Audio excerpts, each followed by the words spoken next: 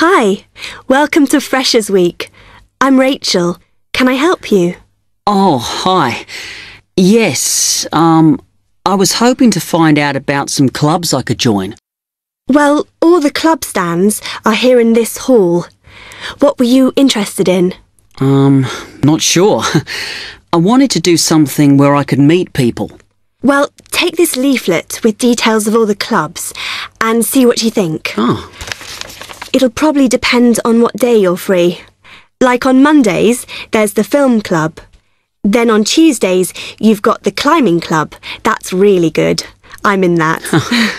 Then on Wednesdays, you've got chess, if you want something a bit more intellectual. But you should look through carefully because all the clubs run extra activities as well as their normal meetings. oh yes, I see. So it looks like the film club has discussions after the films. I'd quite like to go to those. Then climbing. Goodness. It says here that the university has its own climbing wall. That's impressive. And they go on weekend trips. Cool. And it says the chess club normally just does games with whoever turns up, but it also runs competitions sometimes. But I bet you've got to be pretty good to do that. Yes, I think so. And how many people are in the clubs? Are they all really full? Well, obviously they're all different. So, for example, the film club has just increased its membership from 85 to 125. But I think they're hoping to extend it to 150. The climbing club's quite small, 40 people. And the chess club is fairly healthy at 55. Right. Okay. So who do I see if I want to join these clubs? Well, if you go round the stands and speak to the people there, for the film club, that's the events organiser. For climbing, you'll need the club secretary, and the chess club is organised by one of the maths tutors. OK? Yep. I think I'll start with the climbing club. It sounds good. Oh, well, as I said, I'm in that, so I might be able to help you a bit. You now have 30 seconds to read questions 5 to 10.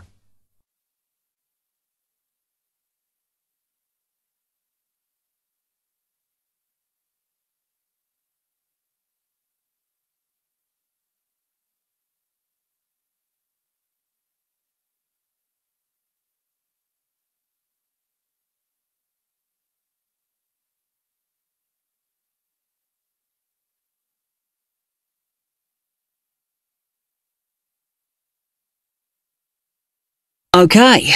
It says in the leaflet that they get together twice a month. Is that right? Yes. Oh, you must join. It's really good fun. We go away quite a bit to North Wales, and every year we have a special excursion, usually to France, which is where we're going this year in the spring. The weather's too unpredictable in the autumn. Wow, that sounds good. But it must cost a lot. Yeah, but we try and save up for it through subscriptions. So rather than having a huge sum to pay in the month we go, we collect those weekly, so it spreads it out. Good idea. I think I'll definitely join. There are quite good benefits you get from joining. I mean, you need that, don't you? And the university clubs normally try and do deals with local businesses, so it's really worth joining. Like in the climbing club, they've got a special arrangement with one of the shops in town. So if you show your card, you can get money off equipment. Don't think the discount extends to clothes, though. That's really worth it then. I'll go over and talk to them now. OK. Hope you do join. Oh, and another thing I meant to say. If you do become a member, you automatically receive a magazine once a year. It's quite useful and interesting because it goes out to all the national climbing clubs. And the other thing is, if you come to every session, then you can get a complimentary ticket to the big exhibition that's held in Cardiff every year. So, hope to see you. Yeah, well, thanks a lot for your help.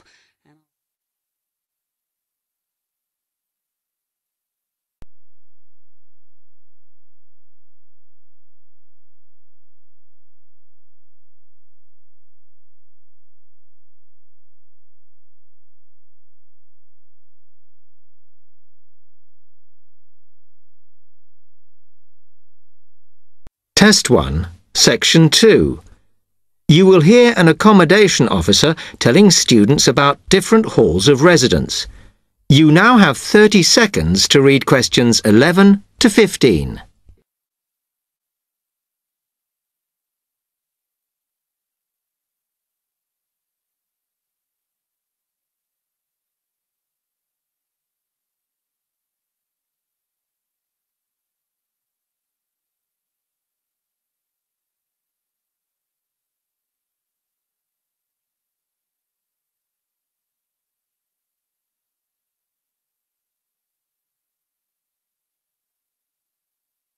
Good afternoon, and welcome to Stanton University. I'm here to tell you about the various halls of residence we have available, should you choose to come here. We aim to offer accommodation in halls to all first-year students, and you'll find there's a good variety to choose from. First of all, there's Brown Hall, which, as you'll see, is not the most modern of buildings, but it is very popular with some students. It's got a good sense of community, some nice refurbished kitchens, and unlike the other halls, it has recently had a gym built in its basement. Another option is Blake Residence, which is built like a large house, and so everybody cooks and eats together. It has its own sectioned-off bit of private garden and is even more peaceful because this is an all-girls residence. Although, of course, boys are allowed to visit the hall and, I understand, frequently take part in cooking dinner. The largest hall we have is Queen's Building, and this has been upgraded recently.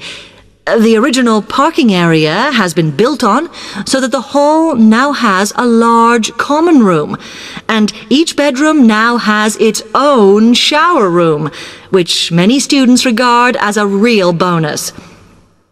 A further option is the Parkway Flats, which won an award for design in its day. And this building now has a preservation order on it. This has meant that only a limited amount could be done to upgrade it, and the surrounding area is important, so parking is not permitted around the flats. However, the flats do have many extra facilities, such as a special computer room, a small library, and a self-service restaurant. The cost of breakfast, lunch, and dinner is covered in the fees for this hall, so it does look a bit more expensive.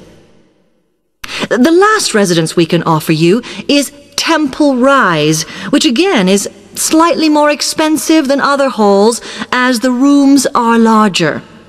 This has got very lovely views across to the coast, and this more than compensates for the fact that bathrooms here are shared between 6 students. However, the hall has domestic staff who clean the rooms once a week, so this is perhaps an attractive option for the messier amongst you. You now have 30 seconds to read questions 16 to 20.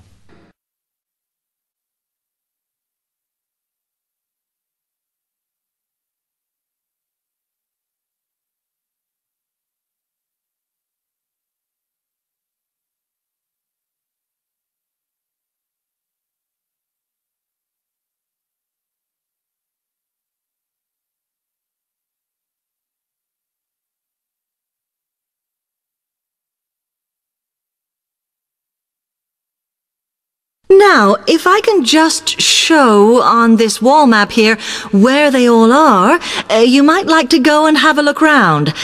If you come into the main university entrance, at the first junction, you'll find that Brown Hall is on the corner opposite the theatre. So you're nice and near the station here, though I think it can get a bit noisy with traffic. The same applies to Blake Residence, which is directly facing the junction to the university entrance. These halls are often used by medical students and such like, as they're out all day, so don't notice the noise. Anyway, if you then walk along Campus Road towards the main circle, you'll see the library on the corner, and Queen's Building is just past that as you head north. You will find that it is quieter here, and you may get fewer visitors. By the way, the circle is quite a feature of the campus, as it's set into the hills and has a brand new sports center in the middle. It's worth going to look around it. Now, the Parkway Flats are on the opposite corner to the library, facing the circle, as you head towards the main buildings. The main buildings are only about a 5-minute walk from here, and places in these halls go quickly, so my advice is to reserve your place as soon as possible. Then Temple Rise is inside the circle, next to the sports center, but further from the main university buildings. Now, if you'd like to go off and physically look...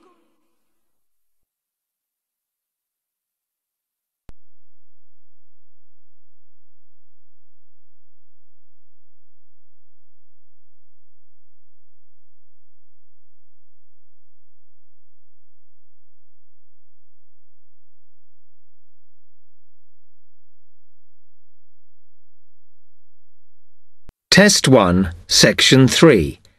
You will hear two students, Jenna and Marco, discussing a business studies project they have to do. You now have 15 seconds to read questions 21 to 24.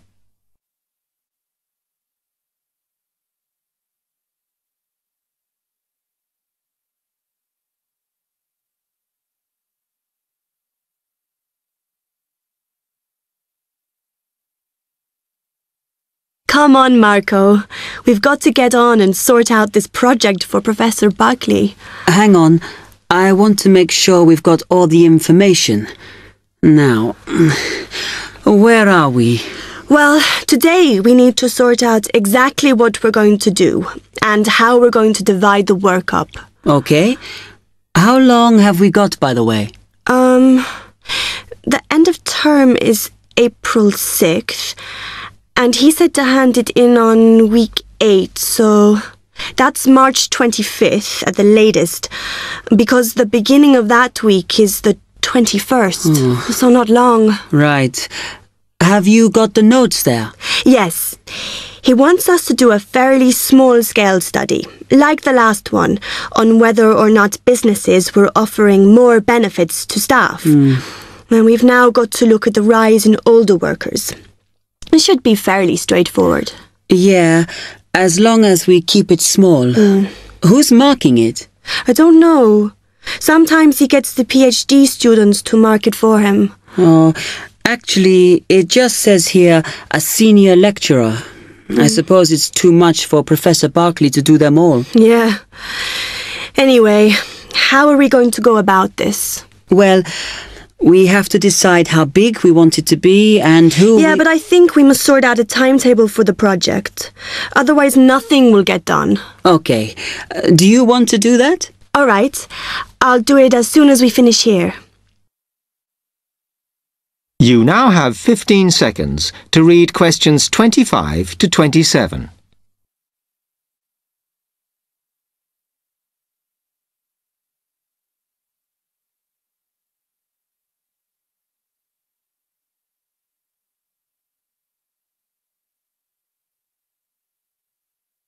Okay, what do we have to do now for the project? What's the best way to go about it?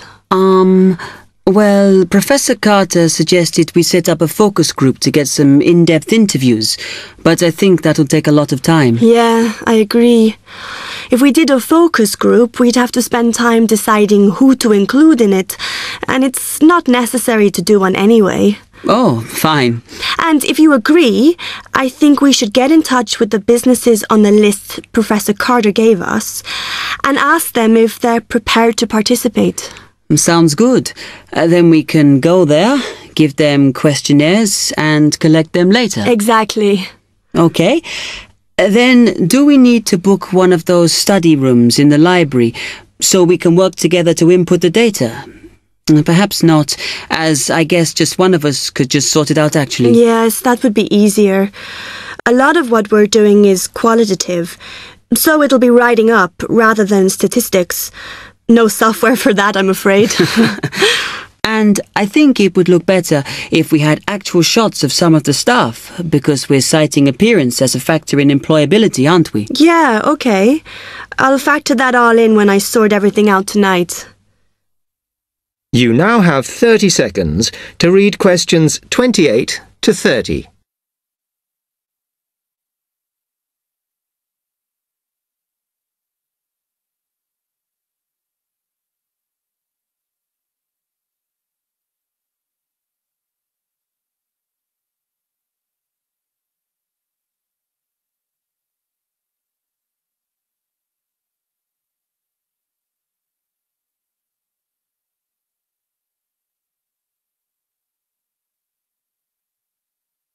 I'm glad we decided to work together.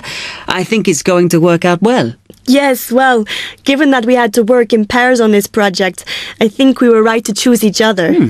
We complement each other academically, as we're each good at what the other isn't.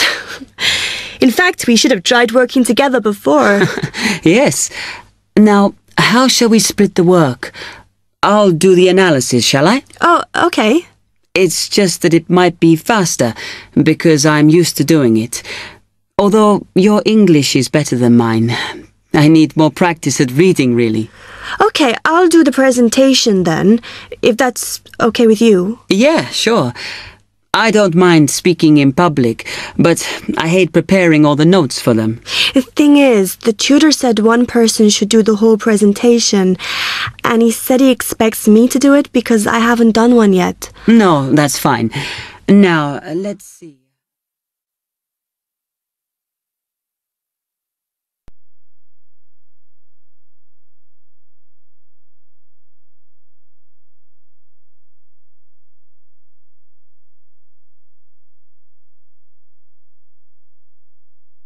Test 1, Section 4. You will hear a media studies tutor giving a lecture about news sources. You now have 30 seconds to read questions 31 to 35.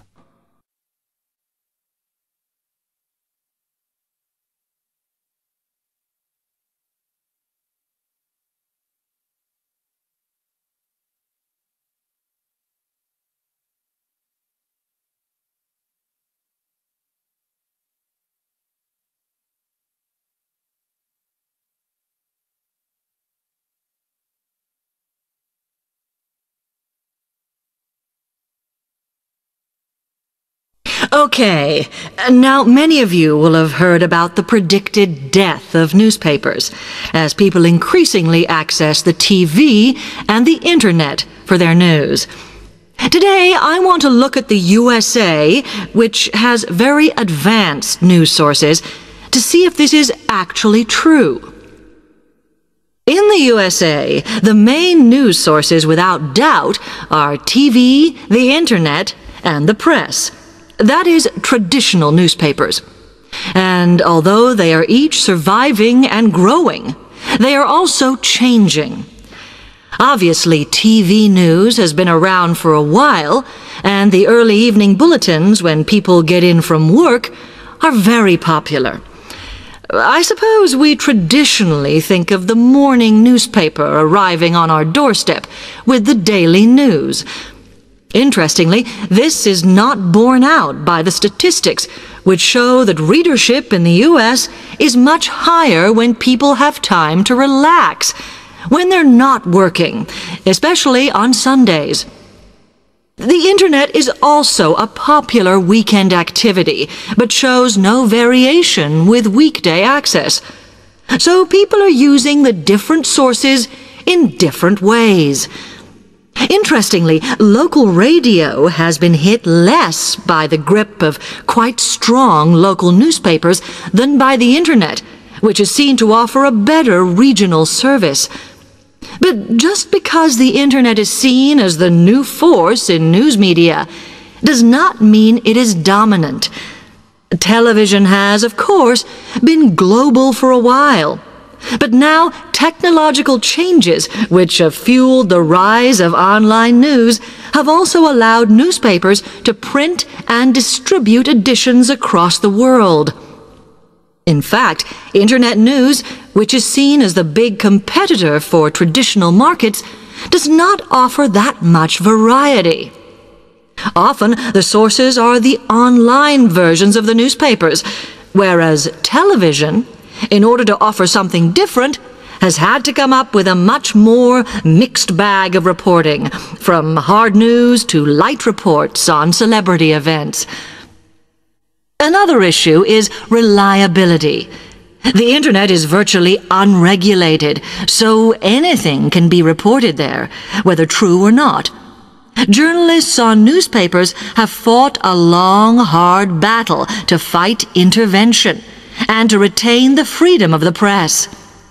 Television, however, is seen as critical to political power and has become subject to harsh controls about what it can or cannot say. You now have 30 seconds to read questions 36 to 40.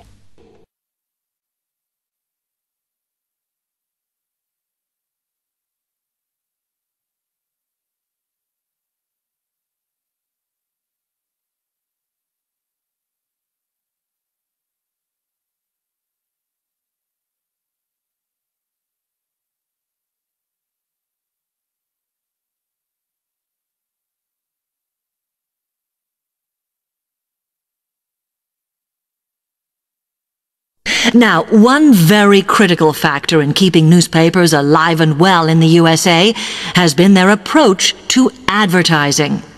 Obviously, newspapers are heavily dependent on advertising revenue, and they have become more and more imaginative in what they offer, in order to make sure that advertisers use them and not other news sources. This has meant that, contrary to popular belief, newspapers now have a significantly higher profit margin than the rest of American industry. So, how have they managed to raise advertising revenue in this way? Well, they have put a lot of effort into developing and maintaining a very strong association with the retail trade. And they've come up with a winner. A critical tool in their sales plan has been suggesting that the adverts they run can have vouchers. This has been enormously effective because they have found that not only do more people buy the paper to get the discounts, but also that this inevitably means much higher sales for the clients who advertised. As well as doing this, the newspapers have also introduced aggressive sales campaigns over the last few years. This has resulted in a significant and continuing rise in the number of advertisers prepared to pay the extra for full-page ads. So, what I would like to move on to